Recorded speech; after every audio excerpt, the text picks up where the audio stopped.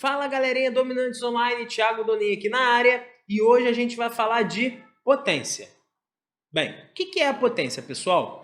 A potência ela serve para a gente calcular a eficiência de uma máquina. E a forma que a gente tem para fazer isso, não é? É medir através do trabalho que essa máquina faz, ou seja, através da sua força, não é? A gente calcula o trabalho e aí a gente calcula o seguinte, a quantidade de trabalho que ela exerce por unidade de tempo. E aí a gente estipula qual é a potência dessa máquina. E aí é bem exatamente aquilo que eu falei. A potência ela vai acabar sendo o trabalho dividido pelo tempo. Vamos falar um pouquinho mais sobre isso. Quando a gente fala sobre uma máquina, pessoal, a máquina, como a gente já estipulou em algumas vezes, ela não é perfeita. Então, muitas das vezes, a gente tem dentro de cada máquina o que a gente chama de potência útil e a potência total, né? Sempre vai haver uma perda. Então, por isso que a potência útil ela sempre vai ser menor do que a potência total. Então, em muitos exercícios, principalmente os conceituais, que são aqueles que a gente trabalha, por exemplo, no Enem, eles vão envolver a gente, aonde a gente vai tentar mais ou menos estipular o quanto que foi essa perda ou, por exemplo, qual é o rendimento de uma máquina. Tá? Então vamos entender que esse rendimento ele sempre vai estar ligado ao que a gente chama de potência útil e de potência total, ok?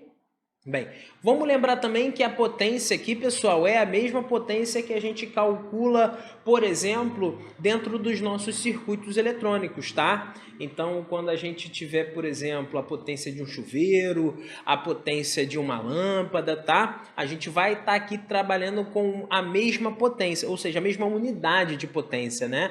Não necessariamente a mesma potência, porque nem sempre elas vão estar exercendo o trabalho, né? Então a gente precisa tomar cuidado quando a gente estiver falando isso de uma maneira geral, tá? Mas aqui eu falo que é a mesma potência porque a gente vai estar trabalhando com a mesma unidade que é medida em watts. Watts, que é joule por segundo. Então, quando eu falo, por exemplo, que uma máquina tem 200 watts de potência, quer dizer que a cada segundo que passa, ela está me gerando 200 joules de trabalho, tá bom? É importante a gente mais ou menos perceber isso quando a gente for falar, por exemplo, de um liquidificador. Se a gente mede a potência de um liquidificador em watts, a gente está falando justamente do trabalho que ele está exercendo. Qual é o trabalho que o liquidificador gera? Bem, o trabalho do liquidificador é girar, ou seja, é transformar energia elétrica em energia do movimento. Então aqui a gente consegue fazer um link perfeito entre o que acontece dentro do circuito e o que acontece na transformação do tipo de energia, ok? Dá uma olhadinha nesse exercício aqui, pessoal. Ele fala o seguinte: na figura, um operário ergue um balde cheio de concreto de 20 kg de massa com velocidade constante. A corda e a polia são ideais e no local G é igual a 10 metros por segundo ao quadrado. Considerando um deslocamento vertical de 4 metros, que ocorre em 25 segundos, ele pede para que a gente determine a potência média útil na operação. Galera, potência útil vai estar ligada ao trabalho útil que ele fez. Qual foi o trabalho que ele exerceu aqui? Qual é o trabalho que ele teve? Erguer um balde cheio de concreto. Bem, erguer um balde cheio de concreto, massa, altura, galera, a gente está falando aqui do trabalho da força-peso que ele exerceu. Então aqui a gente tem que o trabalho da força-peso foi a massa vezes a gravidade vezes a altura. Então quer dizer que o trabalho total exercido por ele foi 20 vezes 10 vezes a altura, que nesse caso foi de 4 metros, tá? Então, o trabalho exercido pela força-peso aqui, ela foi de 20 vezes 4, 80, 800 joules. Ok? Galera, percebam aqui que ele já tentou falar que potência média útil, tá? Quando a gente for realmente erguer um balde, existem vários tipos de energia e de trabalhos dissipativos, de forças dissipativas envolvidas nessa operação. A gente tem o atrito, a gente tem a perda de energia que a gente acaba associando ao movimento, né, dos nossos músculos.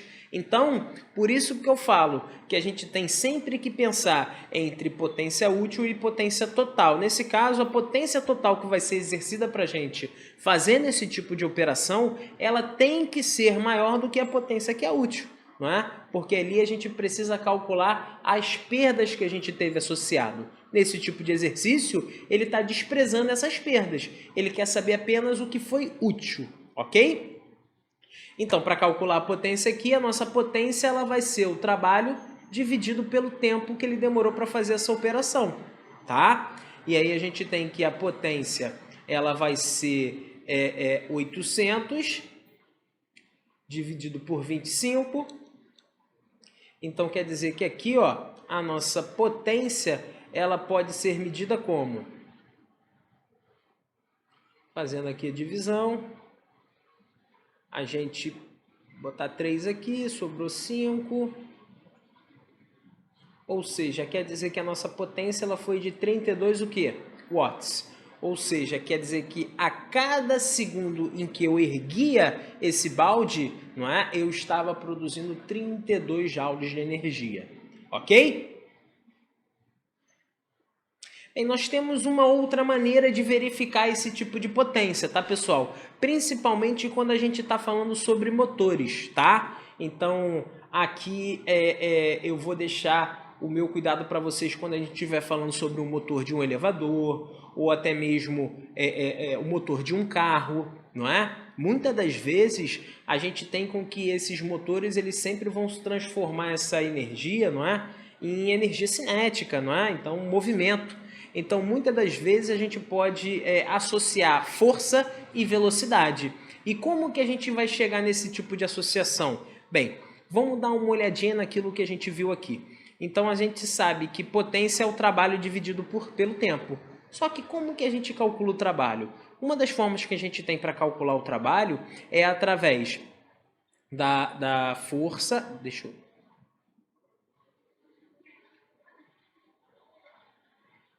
força vezes o deslocamento, ok? Isso dividido pelo tempo.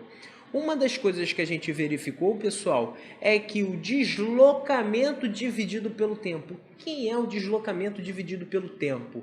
Galera, deslocamento dividido pelo tempo é a velocidade que ele teve, tá? E aí eu vou deixar bem claro aqui para vocês que para fazer esse tipo de verificação, a nossa velocidade ela precisa ser constante, tá, pessoal?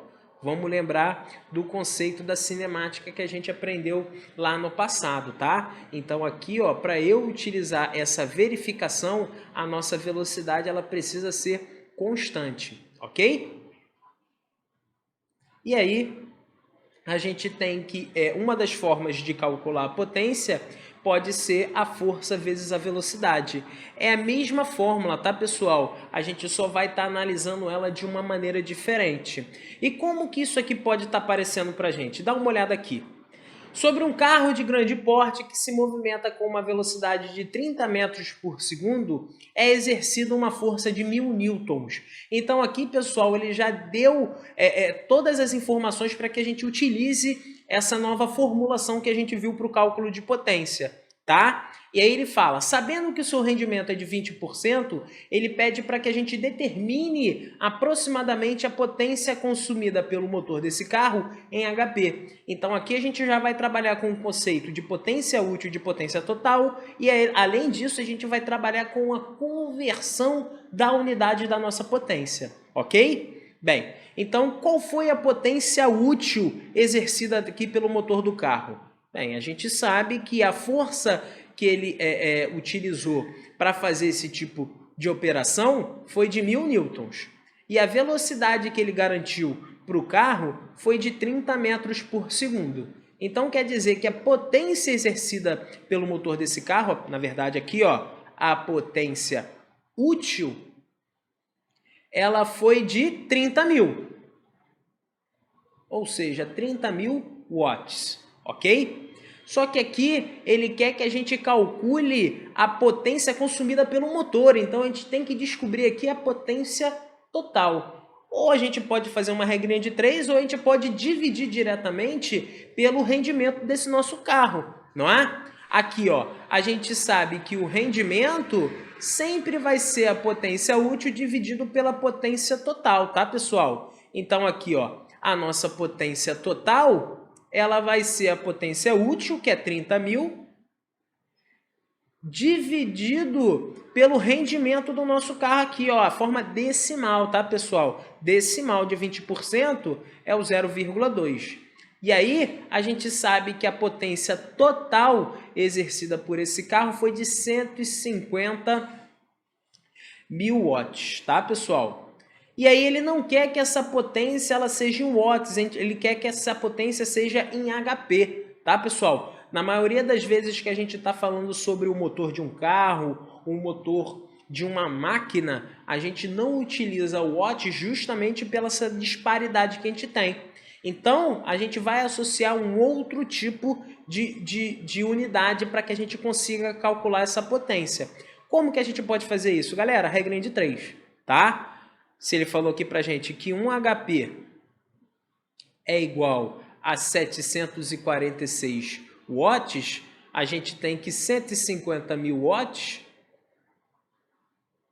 vai ser XHP, tá? Então, X aqui para a gente vai ser a divisão de 150.000 pelo 746. Galera, isso aqui vai dar um número muito quebradinho, tá? Muito quebradinho, mas se vocês perceberem, ele pediu para a gente calcular aproximadamente, tá? Então, aqui a gente pode fazer essa continha por alto. E aí a gente vai fazer essa continha por alto e vai chegar em algo aproximado de 200, que é justamente aqui a nossa letra D, ok? Bem, pessoal, deixo aqui meu grande abraço. Não se esqueçam de fazer os exercícios que estão na plataforma e até a nossa próxima aula.